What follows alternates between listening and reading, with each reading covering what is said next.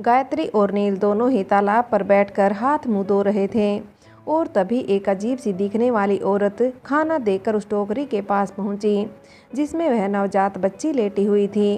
पहले तो उसने वहां रखे हुए आलू पूरी उठाए, लेकिन टोकरी को देखते ही ना जाने उसे ऐसा लगा कि उस टोकरी में खाना होगा और इसी लालच में उसने वह टोकरी उठा ली और बच्चों को लेकर जाने लगी। उधर अपने बगल में नील को बैठा देखकर गायत्री ने नील से कहा, तुम यहाँ क्या कर रहे हो? अरे वहाँ बच्ची लेटी हुई है और तुम यहाँ हाथ मुँह धोने आ गए। गायत्री ने आओ देखा ना ताओ वह भागती हुई टोकरी की तरफ भागी। उसने इधर उधर देखा लेकिन बच्ची कहीं नजर नहीं आई।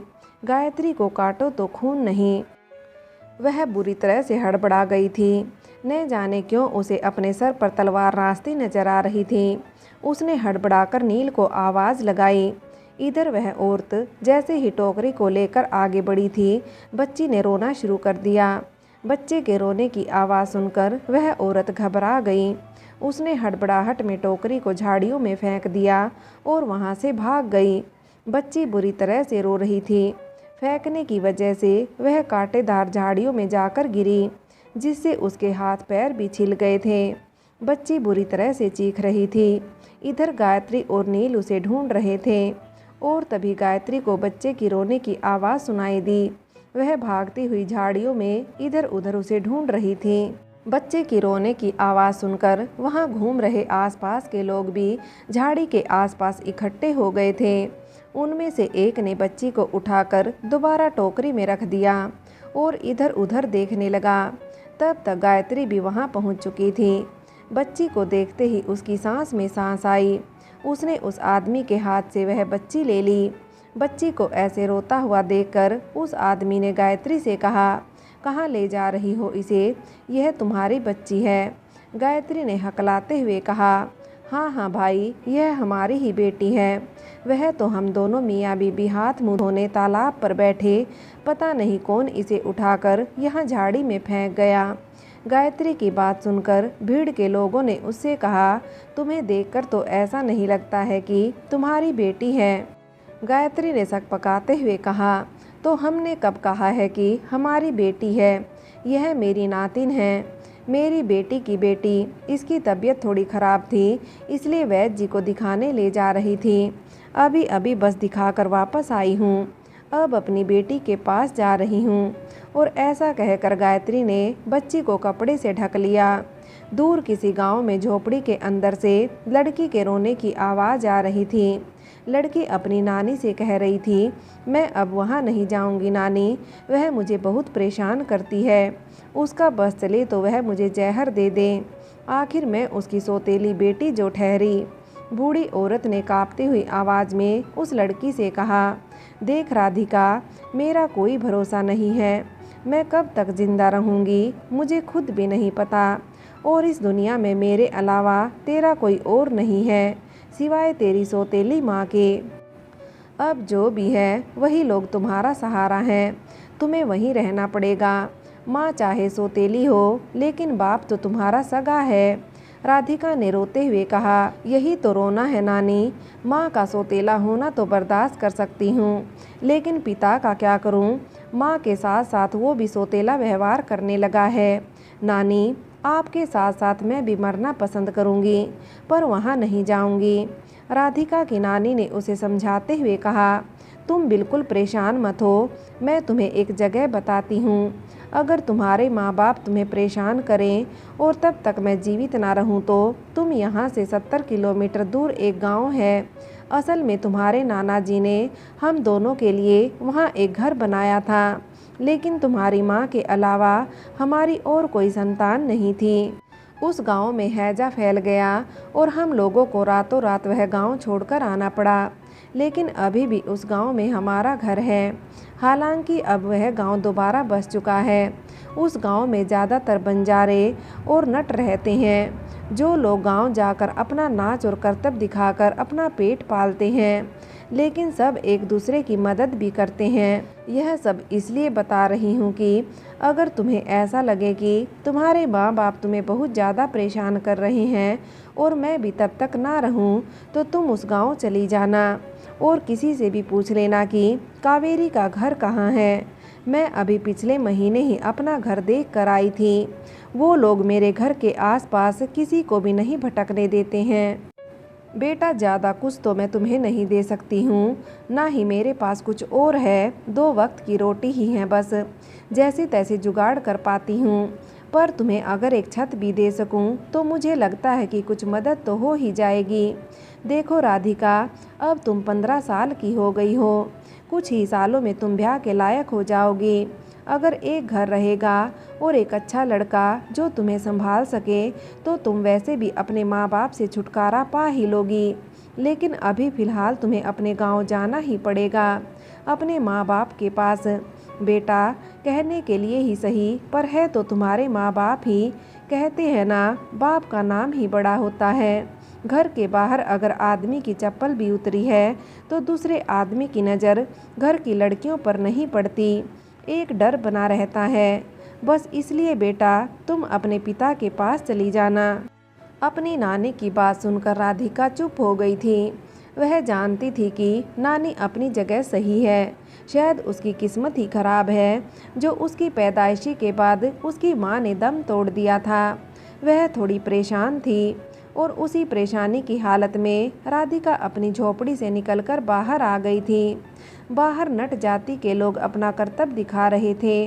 4 लकड़ी के खंभों पर एक रस्सी बांधकर एक लगभग 16 साल का खूबसूरत सा लड़का उस रस्सी पर अपना संतुलन बनाकर चल रहा था। राधिका वहीं भीड़ के पास आकर बैठ गई थी और उस लड़के को उस रस्सी पर चलते हुए देख रही थी। वह लड़का भी राधिका के आने पर खुश हो गया था और मुस्कुराकर उसे देख रहा था। भीड़ शोर मचा रही थी और सिक्के फेंक रही थी, तालियां बज रही थी और थोड़ी देर बाद उस लड़के का करतब खत्म हो गया। वह रस्सी से कूदकर नीचे आ गया था। अब उस रस्सी पर एक दूसरी लड़की चल रही थी।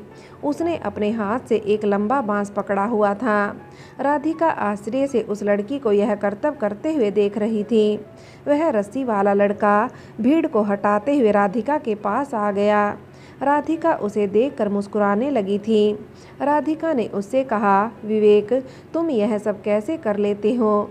सच, मुझे यह सब देखकर इतना आश्चर्य होता है कि कोई इतनी पतली रस्सी पर हवा में कैसे चल सकता है। और देखो ना, वह लड़की, वह तो और भी बहादुर है। वह कैसे अपने दोनों हाथ हवा में किए हुए है और उसने तो अपने हाथ में डंडा भी फंसाया हुआ है। सचमुच मैं दंग रह जाती हूँ। कोई इंसान तो ऐसा नहीं कर सकता है। सचमुच तुम लोग जादूगर हो। विवेक ने राधिका का हाथ पकड़ते हुए कहा, चलो मंदिर के पीछे वाले टीले पर चलते हैं। वहाँ जाकर तुम्हें बताता हूँ कि यह सब हम कैसे करते हैं।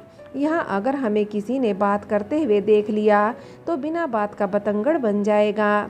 विवेक ने राधिका का हाथ पकड़ा और वह दोनों भागते हुए मंदिर के पीछे वाले टीले पर पहुँच गए थे। टीले के नीचे तालाब बह रहा था। विवेक और राधिका कंकड़ लेकर उस तालाब में फेंक रहे थे और आपस में बातें कर रहे थे।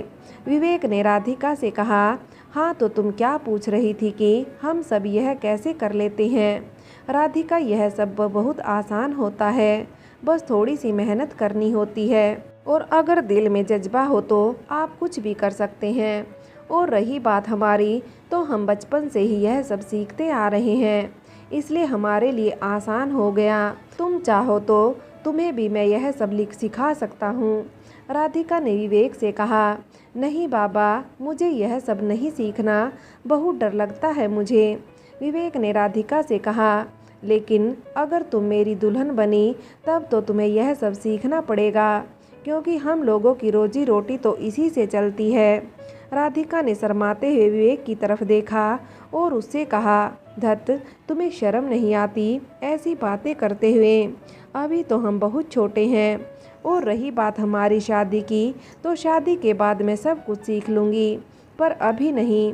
अभी तो मुझे यह सब देखकर बहुत डर लगता है। विवेक और राधिका एक दूसरे को चाहने लगे थे। राधिका जब भी नानी के घर आती थी, विवेक उसे वहीं मिलता था। वह बचपन से ही एक साथ खेलते थे। विवेक नट जाति का था और वह भी एक अनाथ था, इसलिए विवेक और राधिका की आपस में बहुत बनती थी। लेकिन यह बचपन की दोस्ती प्यार में कब बदल गई, उन दोनों को भी पता नहीं चला। राधिका ने विवेक को बताया कि किस तरह से उसके माता पिता अब उसे वापस उसके गांव बुला रहे हैं। विवेक यह सब सुनकर दुखी था।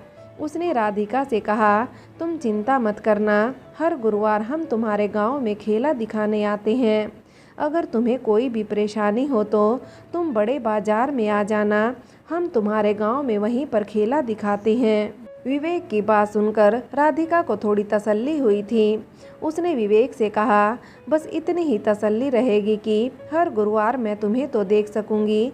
विवेक, वादा करो मुझसे, मेरे जाने के बाद मेरी नानी का ख्याल रखना, वह बहुत बीमार है।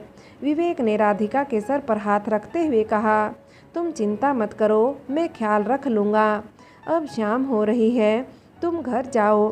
राधिका विवेक से मिलकर आ गई थी और रोते रोते वह अपने कपड़े पोटली में बांध रही थी, क्योंकि उसका पिता उसे कल सुबह लेने आ रहा था।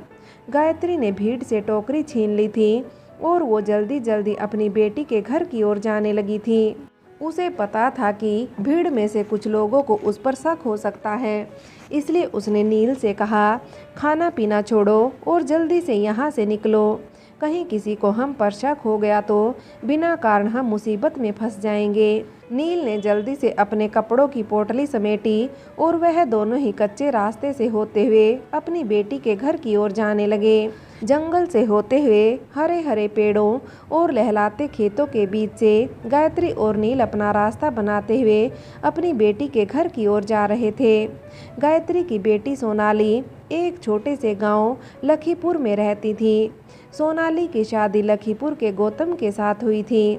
गौतम की पहली शादी से उसकी एक बेटी थी, लेकिन उसकी पत्नी के गुजर जाने के बाद उसने सोनाली से दूसरी शादी कर ली थी। सोनाली और गौतम में उम्र का फासला था, लेकिन गायत्री ने यह सोचकर सोनाली की शादी गौतम से कर दी थी कि कम से कम उसकी बेटी तो ब्याही जाएगी, क्योंकि उसके पास इतना पैसा नहीं था कि वह एक बहुत अमीर घराने में अपनी बेटी की शादी कर सके। और सोनाली की शादी में बहू रानी ने उसकी बहुत मदद की थी, लेकिन सोनाली शादी के बाद पूरी तरह से बदल चुकी थी। उसने एक सौतेली माँ का असली रूप अपनी बेटी राधिका को दिखाया था। राधिका की सौतेली माँ और कोई नहीं बल्कि सोनाली ही थी। सोनाली हर वह कोशिश करती थी कि वह किसी भी तरह से राधिका को घर से निकाल सके। वह हर वक्त उसे बुरा बनाने की कोशिश में लगी रहती थी। गौतम फिलहाल दूर शहर नौकरी की तलाश में गया हुआ था और उसको गए हुए पूरा 1 साल हो चुका था और इस 1 साल में दुनिया बहुत बदल गई थी। जब राधिका के पिता गौतम शहर नौकरी पर जा रहे थे, तब राधिका उसे नानी के घर छोड़ने की जिद कर रही थी और नौकरी पर जाने से पहले गौतम राधिका को उसकी नानी के घर छोड़ आया था। अभी गौतम गांव वापस नहीं आया था। हाँ, बीच बीच में उसकी चिट्ठी आती रहती थी और कभी कभी वह गांव के ही किसी दोस्त के हाथों कुछ पैसा भेज देता था, जिससे सोनाली का घर चल रहा था। सोनाली की अपनी भी एक बेटी और एक बेटा था। सोनाली अभी मात्र 20 साल की थी, लेकिन इस 20 साल की उम्र में वह इतनी क्रूर और चालाक थी कि कोई परिपक्व औरत क्या होगी। गायत्री अपनी बेटी के घर पहुंच चुकी थी और सोनाली भी अपनी मां को अचानक देखकर आश्चर्यचकित थी। उसने अपनी मां से कहा, अचानक कैसे आ गई, ना कोई चिट्ठी ना पत्री। गायत्री ने सोनाली से कहा, पहले दरवाजे से हट, अंदर तो आने दे, यहीं खड़े खड़े सारी बात जान लेगी क्या।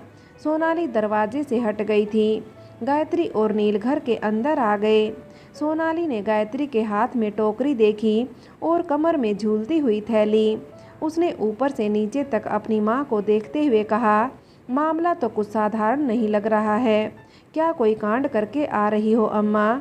सोनाली की बात सुनकर गायत्री ने हंसते हुए कहा, ला पहले जरा ठंडा पानी पिला दे, फिर बताती हूँ। तसल्ली रख, सब कुछ बता रही हूँ। फ्रेंड्स, आगे की कहानी के लिए कहानी का अगला भाग देखें।